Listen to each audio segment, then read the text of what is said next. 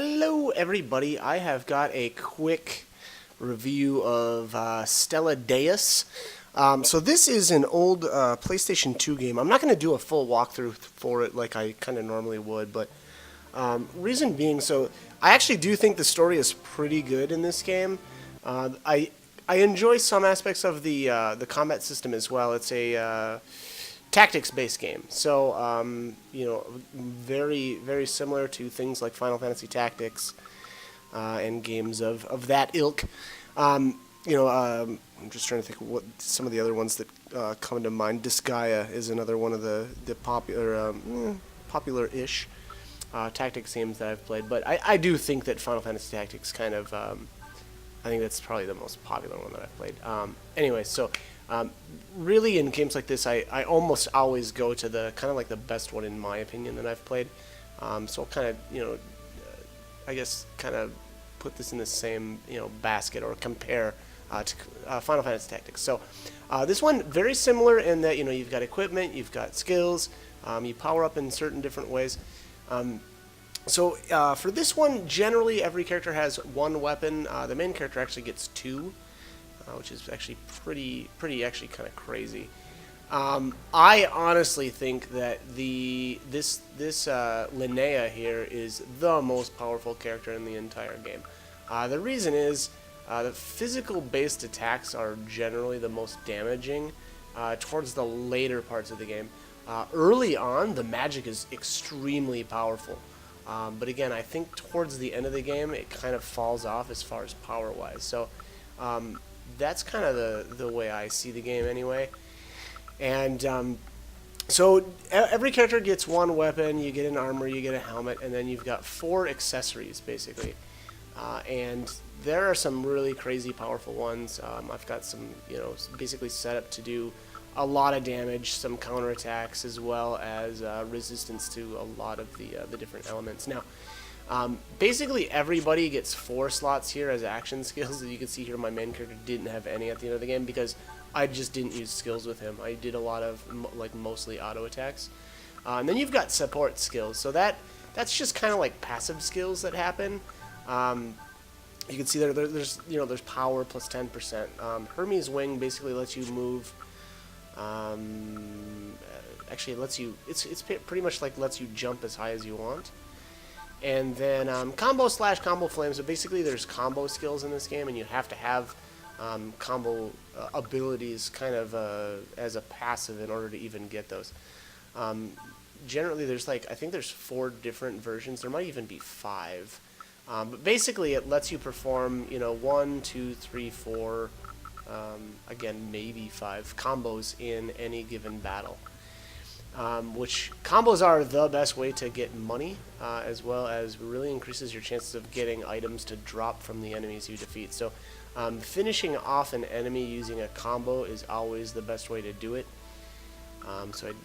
It's really important actually to get those down and kind of learn how they work. Now, I won't go too much more into the combos other than basically every character is not every character is little, but characters have differences in how far away that they can be to participate in a combo, and things of that nature. So I will say, so some of the more good support skills are I would say Hermes Wing is one of the better ones. You can actually get that on gear though too. So a lot of those support skills you can actually get with your gear. So in aspects like that, it's important to kind of know what you've got kind of coming up, or what's easiest to get, and just have a good. I think always having a really good status defenses is extremely important in this game. It's kind of different where I would say in Final Fantasy Tactics it was a little bit different, but in this one I think that in this game it is really important to have a lot of really good status defense. They can be just straight up devastating. So as far as the best characters, now I actually did grab every single character in the game. Some of them are hidden. There's actually, I think it's 4 of them that are hidden. So it's Echidna here. She's sort of easy to get, not really.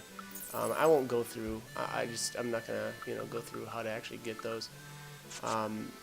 There's actually, and I mean, to be honest, of all the like secret characters, I only really think that one is that great, and that is oh my gosh, I can't remember his name. Oof. Okay, anyway, Visor. Oh, there it is. So I'll actually talk about why that's the case too once we actually jump into a fight here. But Spiro is amazing. I actually didn't have him in my final party, ironically or oddly. I did actually get him up to like 52. So the max level for all of your characters is, I think, 99. I don't think you can actually hit 100, if I'm remembering correctly. And basically, just the way that the game kind of plays out is what you want to do is you want to go to the catacombs at every chance you can, and just kind of max out your level there every time, because there's different, like, I think the first time you go in there you can only get to, maybe it's floor 10.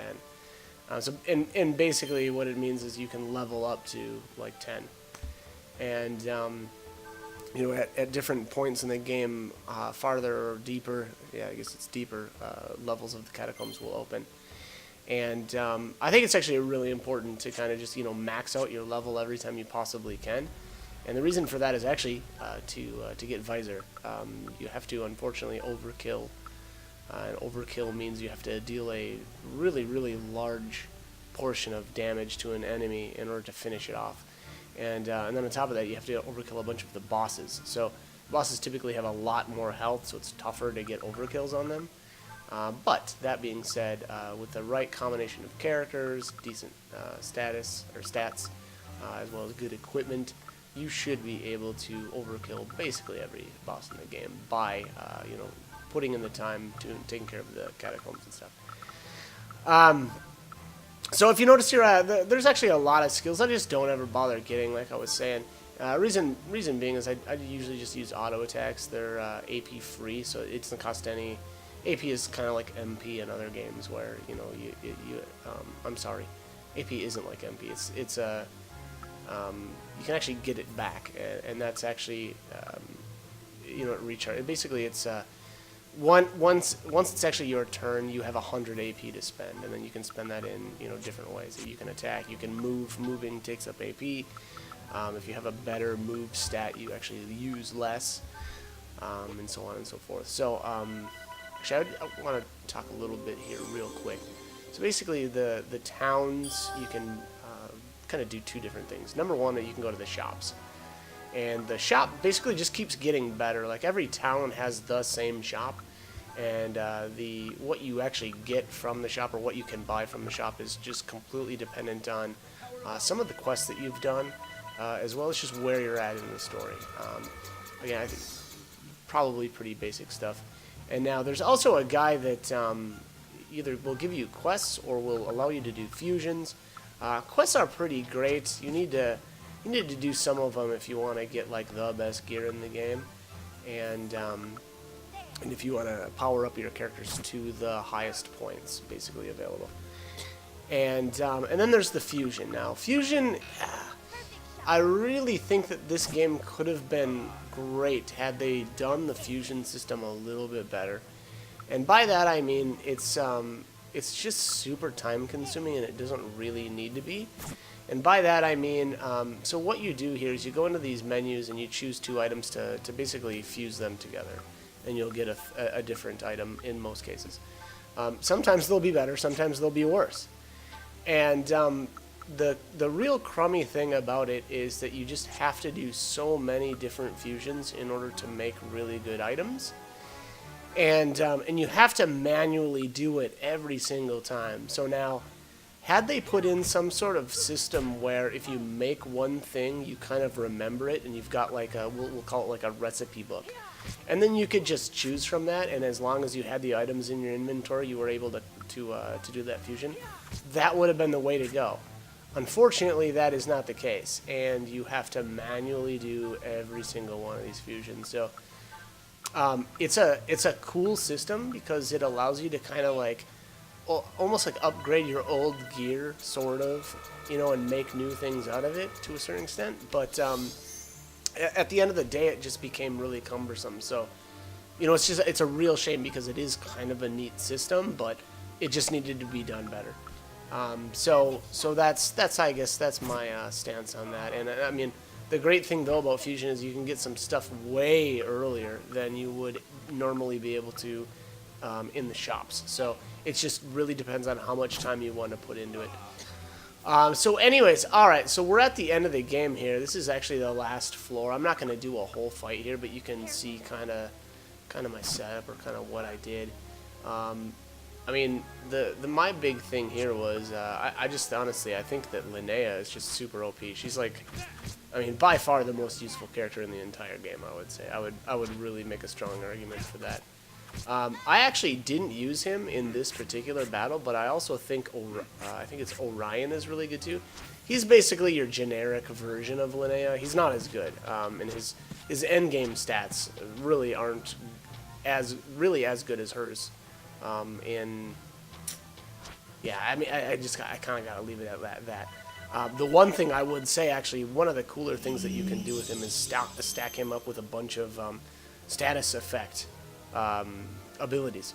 So you can, you know, make him or give him the ability to put enemies to sleep when he attacks them, or turn them to stone. I think those are the two biggest and best status effects. They're fantastic. So that's my take on him. And most of the generics, are that way too. The generics are just crummier versions of your main characters, essentially. But you know, they can be useful. And again, like I said with Orion, he's great because he's an archer. It is just ranged characters, or the two archers in the game are just, again, in my opinion, the best characters in the entire game. They have an insane amount of range. Their damage is also just really, really good. And then if you've got, there's 2 weapons in the game for them that actually allow you to attack 3 times in a row, as long as you don't move. And you know, they're crazy. They're you know, turrets essentially, and you just destroy everything, everything from everywhere basically. Now, so kind of my end game strategy here was to make Linnea just destroy everything, and then I've got Adara. Now the two of them make just a super OP combo. So you'll see what I'm gonna do here in a little bit with them. Which is to just attack a bunch with Linnea, and then I recharge Linnea's AP with Adara. So she basically just gets another turn. So she, you know, again, it's crazy. It worked really good, and it's kind of super OP. So, anyways, Visor is kind of interesting, where he can just lock down one enemy and just, you know, keep making their AP 0. As far as I know, that works on everything in the game. I feel like there's almost got to be a boss or something that it doesn't work on, but I don't remember.